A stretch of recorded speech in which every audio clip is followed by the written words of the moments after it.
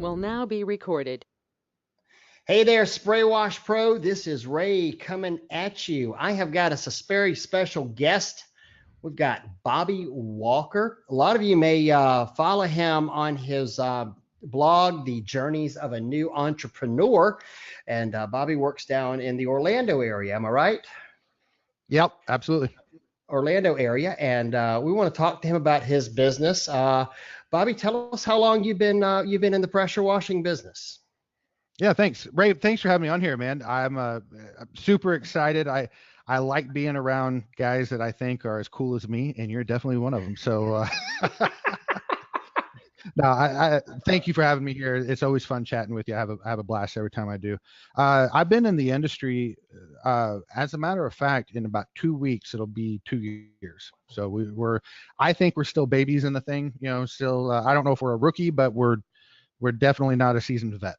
Mm-hmm. I'd say you're past toddler stage at that point. Yeah. You know, you're getting into preschool. Getting there. Yep. So right around the 2-year mark, what services do you offer?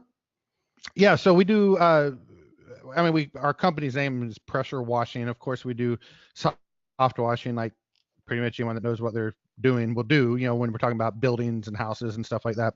So we do roof cleaning, house washes, obviously flat work, and then we do window cleaning as well. So we do windows in and out, not just on the outside of things. So Window cleaning in and out. I want to go back to that in a little while because I know a lot of guys have questions about that. So okay. Now your market, how big is your market area in Orlando? Any idea? Oh, yes, I do. And if you wouldn't have put me on the spot, I could have told you. But I think the metro area, if I remember, Ray, I can't remember. It's over 2 million. So I'm in a pretty good market here.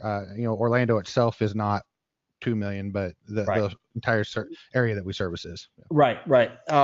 Yeah, it always blows my mind because I remember, you know, I'm a Florida born and bred cracker, and I always thought Orlando was, you know, just so huge growing up. And this is, you know, like 12, 13 years old, and seeing the census data that Orlando is, you know, it really wasn't that big, you know, that metro service area, but Disney and SeaWorld and all the attractions made it seem that big. But now in my 40s, late 40s, I just watching Orlando has exploded. I mean, and that's one of the major markets in Florida at this point. Yeah, and I've been in Orlando for I'm going, you know, 2.5, you know, going on 3 years here myself. Right. So this is what I've always known.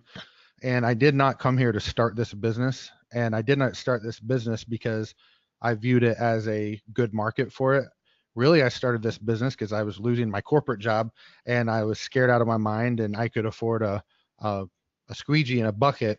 And then we ended up adding pressure washing about 5-6 months down the road.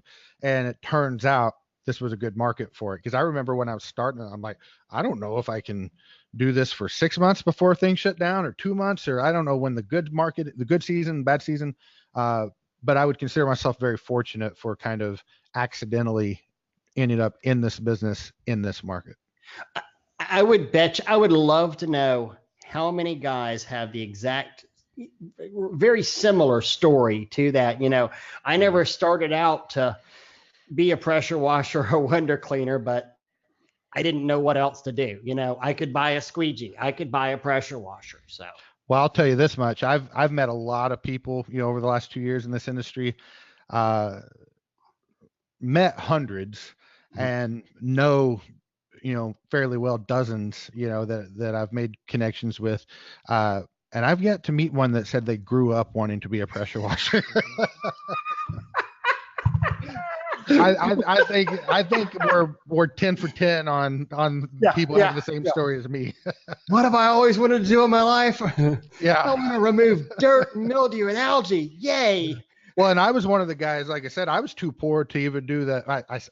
A little bit of hyperbole, but I had no cash. So I was poor, even though I had a decent income. I was foolish with my money, and I didn't even have enough money to do pressure washing. You know, like I said, I did window cleaning at first, and the reason I'm so glad I did, the reason I got into pressure washing was because all my customers, they loved us and they loved the service we were providing, and they would ask us, do you pressure wash? And I would say no. And again, early into my business, it was not 6 months; it was 4 or 5 maybe. But I remember I made a connection with a guy that I was referring, pressure washing jobs to him. And in 1 week, I think I referred 4 to him, and he sold all 4 of them. I'm like, why the? I don't know if we can cuss on this. Why the heck? Uh, why am I giving this away? So I got on Craigslist and found a used setup. I got a pretty. I mean, I didn't get great equipment, but for $2,200, I found a trailer that was in great shape with a 4 gallon per minute machine and a tank and ladder racks, and uh, bought that thing. And within 30 days, we went from a window cleaning company to a pressure washing company that does windows. So Wow. it's Wow. been good for us. Yeah. So what you're saying, I guess the takeaway from that is that if you provide a good service to your customer, they'll want you to do other services for them. Yeah. And, I'll tell you, Ray, it goes without saying, but let's say it anyway. If I can just maybe jump the gun and kind of talk about something that I'm passionate about, but I think this is probably the case in any industry, or darn near any industry, definitely in any service industry. Um, the quality of your work just needs to be sufficient, but the experience you give the customer is what will separate some guys that can make a decent living and the guys that kill it and grow and make a ton of money, because it's how you make the person feel. And if if my stuff on a scale of 1 to 10 gets to a 7.5 clean, but the customer's eyes don't see any dirt, and you're so good and you get it to a 10 clean, we're even. It doesn't matter. It doesn't matter No, that you're you're ahead of better. me. You're ahead of me because you got done quicker than I did, and you can be on to the next one. So we're not even Exactly. either, you know? Yeah. So at the end of the day, it's is the customer satisfied with the quality of that work, and Mhm. then two, did you give them a great experience? You And if you bring give up you bring them, up such an incredible point right there, because so many of the washers out there, we get into a tunnel vision. They get into a tunnel because I'm like you know, that customer is going to love me. mm-hmm. Now, is the house is clean? I'm not Yeah. saying it's not, but we've shirked on our duties.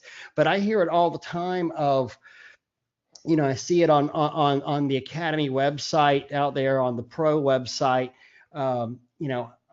This one little stain up there at the tip of the dormer under that one little board is bugging the crap out of me. So I'm gonna get up, and climb up Mm-hmm. the roof and do. And it's like that customer, it's bugging you. It's bugging you. You're a perfectionist, but it's not bugging the customer. The customer couldn't care less. The customer would have never seen it, anything. And you've killed yourself out there, but at the same time you've been a grumpy ass to the customer, and they don't like you. um, you know Or and let's go a step beyond that. We just jumped right into this, but let me say, if you're watching this and either A, you don't have a company that's growing rapidly and having a lot of success with referrals, or B, if you're brand new and you're just starting this thing, this is good stuff. It's not even if you're mean and grumpy. If you're just hmm, if you're just polite, but you don't engage and you're not smiling, and a lot of guys that get into businesses like this, they're technicians at heart, and a lot of technicians are very analytical and not emotional. But here's the problem: if you want to succeed, you need to connect with people on that emotional level. Now, you don't need to be fake, and because you right. don't want to be perceived as fake, but you need to go out of your way to do some things that will create a great experience. And it's not necessarily telling jokes where you guys are knee slapping and patting each other on the back, but you do need to be social with people. You can do it with little simple things on how you talk to someone on the phone when they first call you, how you interact with them when you do a quote, how you interact when you arrive for the job, because you're not doing a whole lot of talking during the work. Right. But if you can do few little key things, you can go from being forgettable to they were all right. I was a little uncomfortable with him at my house because he was weird and quiet, but you can go from being forgettable to holy crap, this is the best experience we've ever had. And my company gets that a lot. We get a ton of Google reviews, and we get a ton of people that are saying, they don't just click the 5 stars, but they'll go on and they'll rave about my technicians. And it's not because my technicians have the best personalities, but we've trained on some of these little bitty key things that set expectations with the customer, and then just psychologically create a great experience, even though the other guy, the single owner operator, probably did a better job cleaning, probably.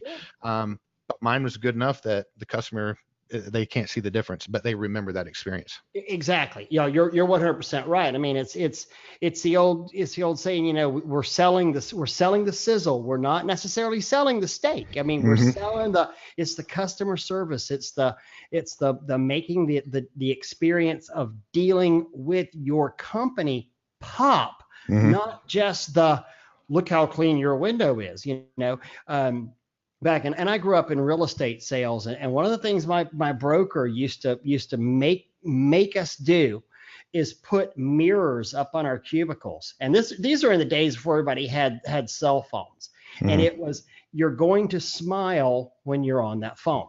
Yep. Because so many of us get on here. Yeah. Yeah. Okay. Where's the house at? All right. What you want? Now look at the difference between that and, hey, okay, now tell me about your property again. I mean, okay, wow. Is that a 1-story or a 2-story? I know that neighbor. Oh, yes, absolutely. Hunter's Crossing. That is a great neighborhood. Oh, I love those houses over there. And again, not being fake, but just smile in your voice. Smile when you're talking to the people, and it'll come across through this phone.